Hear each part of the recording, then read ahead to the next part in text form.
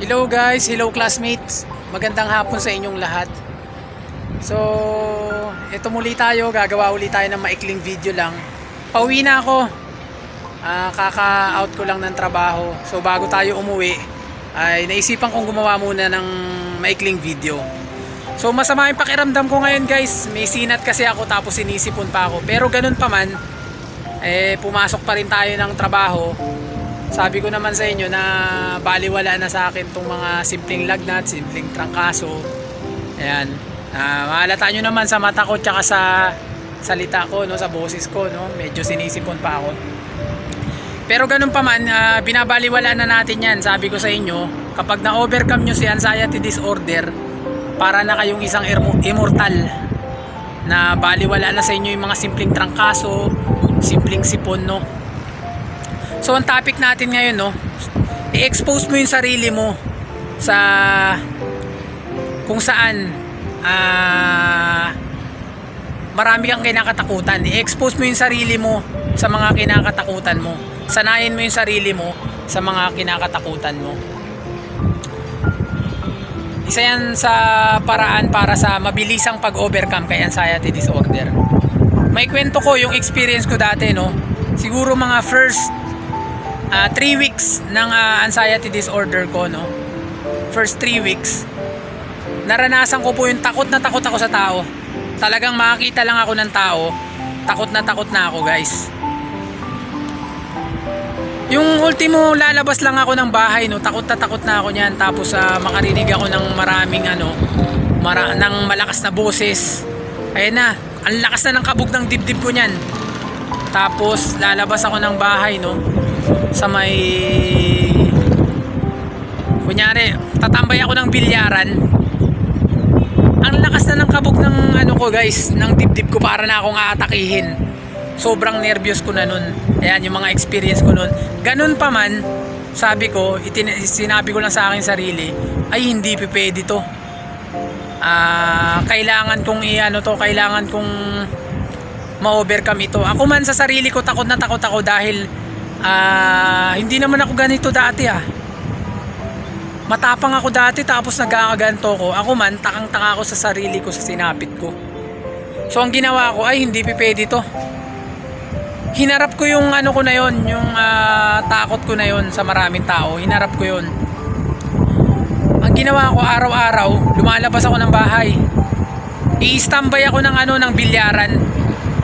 Ngayon kapag meron ng nararamdaman ko na yung parang may bumubulong-bulong na sa akin sa likuran ko, sa likuran ng isip ko may bumubulong na sa akin, umuwi ka na, yan, yung kabog ng dibdib ko iba na, aalis na uli ako noon, babalik na uli ako ng bahay. Paulit-ulit kong ginawa yun, guys, hanggat sa masanay ako, ma-overcome ko uli yung yung pagkatakot sa maraming tao. Kasi sabi ko naman sa inyo, nagka-trauma ako sa lahat. Ultimo, sumakay ng tricycle, magbike, ultimo makarinig ng mga nag-aaway. Napaka-sensitive. Napaka-sensitive, guys, ng ko nun, ng sitwasyon ko nun. Talagang makarinig lang ako ng ng mga nagsisigawan, no.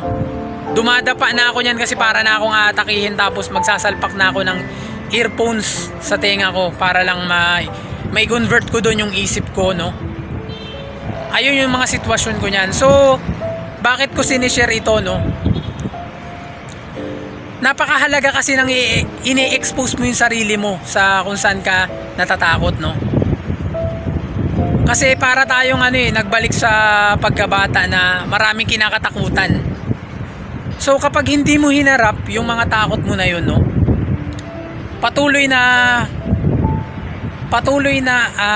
ano bang term nun, matagal na panahon kanyang tatakutin, no. Like for example, no, takot ka sumakay, hindi mo pa rin ginagawa na sumakay kasi takot ka na baka atakihin ka kapag sumakay ka ng jeep or anumang vehicle, no. Patuloy ka niyang tatakutin, hindi mo ma-overcome yun. So napakahalaga na ngayon pa lamang ay ini-expose mo na yung sarili mo sa mga kinakatakutan mo. Kasi sanayan yan. Kumbaga bumalik ka nga sa dating para kang bumalik sa pagkabata na takot na takot. So sanayin mo yung sarili mo hanggat sa makaisa, makapangalawa, mga pangatlo, hanggat sa masanay ka na masanay. Ibigay ko na lang yung sitwasyon ko dati, no. Yan, katulad ko sa sinabi ko sa inyo, no, takot na takot ako sa maraming tao. Ang ginawa ko talagang hindi ako nag-stay sa ganun. Sabi ko hindi pwede to.